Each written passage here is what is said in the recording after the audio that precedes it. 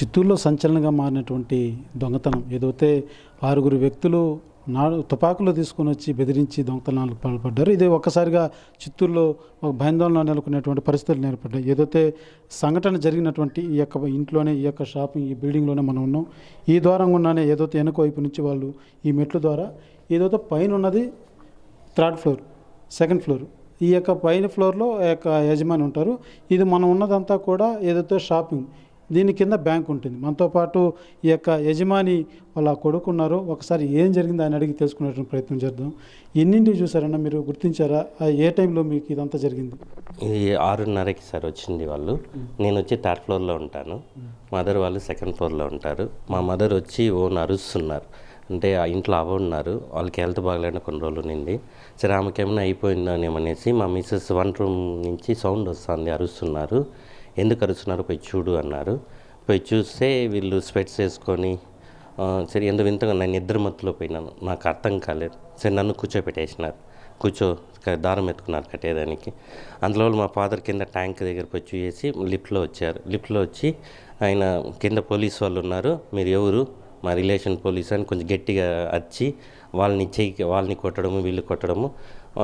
మా ఫాదర్ దగ్గర ఆయన అరుస్తూనే ఉంటే ఈ 5గురు వెళ్ళి మా ఫాదర్ని కొట్టడం చేశారు. ఒకరు మటు నా దగ్గర ఉన్నారు, వాళ్ళని విదిలించుకొని నేను మెట్ల ద్వారా కింద బయటకు వచ్చేసాను. బయటకు వచ్చినాక ప్రజలందరికీ చెప్పినాక వాళ్ళు ఎస్కేప్ అయిపోయారు. పక్క బిల్డింగ్లో దూకి తగులుకున్నారు. పక్క బిల్డింగ్లో ఉన్నారు 4. కాల్పులు ఏమన్నా చేశారు? అంటే కాల్పులు చేశారు. కాల్పులు చేసిన వల్లే వాళ్ళ దగ్గర ఉండింది డమ్మీ తుపాకీ అని నాకు తెలిసినాక నేను ఎస్కేప్ అయ్యాను. వాళ్ళు కాల్చినప్పుడు టప్ టప్ అని 3 సౌండ్లు వచ్చింది. అంటే మా ఇట్లా సౌండ్ వచ్చింది. ఇది డమ్మీ తుపాకీ అని నాకు తెలిసినాక వాళ్ళని విదిలిచ్చేసి వచ్చిన. అది రియల్ తుపాకీ అయితే మనం ఏం చేయలేము, పోయేటప్పుడు కాల్చవచ్చు. డమ్మీ తుపాకీ అని తెలిసినాక వీళ్ళు ఇచ్చేసి కింద వచ్చే లోపల ప్రజలంతా వచ్చారు. వాళ్ళు పక్క బిల్డింగ్లో ఎస్కేప్ అయిపోయారు. వాళ్ళు వస్తేనే నేరుగా ఏదైనా డబ్బులు ఏదైనా ఎత్తుకోండి ఏదైనా ట్రై చేశారా, లేకపోతే నేరుగా మీ నాన్నగారి మీద అటాక్ చేయడానికి వచ్చారు? డబ్బులు ఎక్కడుంది, వాళ్ళు రావడం అడగడమే. నేను 3rd ఫ్లోర్ నుంచి కింద రావడమే, డబ్బులు ఎక్కడుంది, నగలు ఏడుంది, ఎత్తియండి. డబ్బులు ఎక్కడ నాకు తెలియదు, మా నాన్న అడిగితే తెలుసు అంటేని. లేదు డబ్బులు నాకు కావాలి, డబ్బులు ఎత్తియండి, బ్యాగ్లో పెట్టండి, డబ్బులు ఎత్తి బ్యాగ్లో పెట్టండి అంటే మేము మళ్ళీ మా మిస్సెస్ కూడా దిగి వచ్చేసారు. అంటే వాళ్ళు 6 మంది ఒకరి దగ్గర పోను, కొంచెం డిస్టర్బెన్స్. మళ్ళీ ఏం జరిగిందో నాకు తెలియక వాళ్ళని తట్టేసి కింద వచ్చేసాను. మీరు ఎవరు కానీ వచ్చినటువంటి 6 వ్యక్తుల్లో మీకు తెలిసి లోకల్గా కానీ వాళ్ళ ముఖాలు ఏమైనా మీరు చూసేటువంటి మీరు పసిగట్టారా?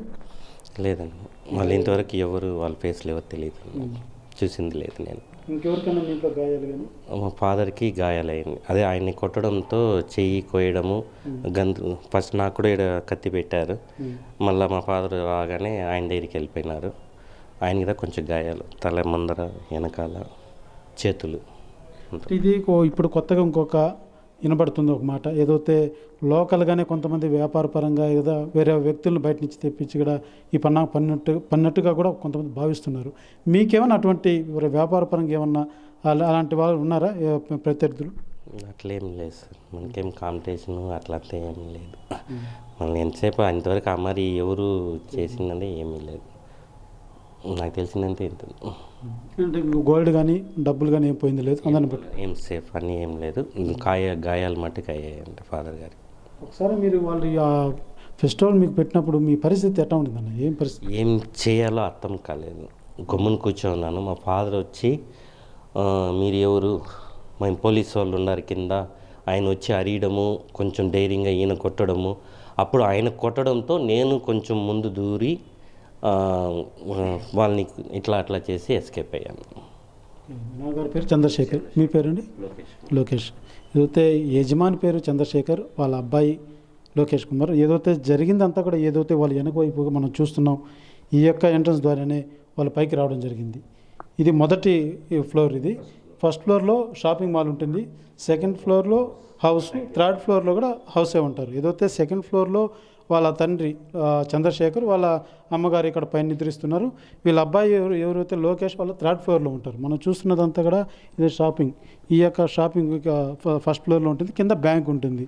ఈ వచ్చిన వారు 6గురు కూడా పకడ్బందీగా ఏదైతే మనకు లోకేష్ ప్రత్యక్ష సాక్షి బాధితుడు ఏది చెప్తున్న మాటల ప్రకారం డమ్మీ తుపాకులతోనే వాళ్ళు బెదిరించినట్టుగా కూడా తెలుస్తుంది. ఏదైతే ఆ డమ్మీ తుపాకులు తీసుకొని వచ్చి చంపేస్తామని బెదిరించినట్టుగా అదైతే ఆ వచ్చినటువంటి సౌండ్ అతను గమనించి ఇది డమ్మీ తుపాకులని ఒక నిర్ధారణకు వచ్చి తిరిగి అతని మీద ఏదైతే తోసి ఎదుర్కొనేటువంటి ప్రయత్నం లోకేష్ చేశాడు. అయితే ఇది జరిగినంత సేపు కూడా వీళ్ళంతా కుటుంబ సభ్యులు ఒక భయాందోళనకు లోనైనటువంటి పరిస్థితి. ఏదైతే ఈ యొక్క హాల్లో మనం ఎక్స్క్లూజివ్గా ఒక ఆర్టీ మాత్రమే ఈ యొక్క ఎక్స్క్లూజివ్ విజువల్స్ మనం చూపించగలుగుతున్నాం. ఏదైతే ఈ యొక్క బాధితులు ఈ యొక్క హాలు కావచ్చు, వాళ్ళ యొక్క కుటుంబ సభ్యులతో కావచ్చు, కేవలం మన ఆర్టీవీ వారు మాత్రమే సంప్రదించడం జరిగింది. వాళ్ళు చెప్తున్నది కూడా ఏదైతే వచ్చిన వారు డబ్బుకే వచ్చారు, వాళ్ళు ఈ వ్యక్తిగతంగా మా మీద ఏదైతే ఫస్ట్ దాడి చేయడానికి రాలేదు, ఫస్ట్ రావడంతో డబ్బు నగలు ఎక్కడున్నాయో చెప్పు అంటూ కూడా బెదిరించినట్టుగా లోకేష్ మనం తెలియజేస్తున్నటువంటి పరిస్థితి. మొదటగా ఈ యొక్క ఫ్లోర్లోకి వచ్చి ఆ మెట్ల మార్గం గుండా పైకి వెళ్ళి ఏదైతే సెకండ్ ఫ్లోర్లో నిద్రిస్తున్నటువంటి వాళ్ళ తల్లిదండ్రుల మీద దాడి చేసి ఆ తర్వాత వాళ్ళు ఏదైతే వెనక నుంచి మనం ఇందాక చూసాం మెట్లు వెనక వైపు నుంచి పారిపోయడం ప్రయత్నం చేస్తే అప్పటికే కింద ఉన్నటువంటి స్థానికులంతా కూడా పట్టుకోవడం జరిగింది. ఆ తర్వాత వీళ్ళు పోలీసులు కూడా ఇంటిమేషన్ ఇవ్వడంతో ఈ ఒక్కసారిగా ఏదైతే పోలీసులంతా రావడం వారిని పట్టుకోవడం జరిగింది. ఆ యొక్క డమ్మీ తుపాకీ ఏదైతే మా బాధితుడు చెప్తున్న కథనం మేరకు ఖచ్చితంగా అది డమ్మీ గన్ను కాబట్టి నేను ధైర్యం చేసి అతను పట్టుకోగలిగాను, నా మెడ మీద కత్తి పెట్టాడు, గన్ను పెట్టాడు అంటూ కూడా తెలియజేస్తున్నటువంటి పరిస్థితి. కెమెరా పర్సన్ కోటితో సురేష్, ఆర్టీవీ, చిత్తూరు. మరిన్ని వీడియోస్ కోసం ఛానల్ ని సబ్స్క్రైబ్ చేయండి. లేటెస్ట్ అప్డేట్స్ కోసం వాట్సాప్ ఛానల్ ని ఫాలో అవ్వండి. ఆ లింక్ డిస్క్రిప్షన్ లో ఉంది.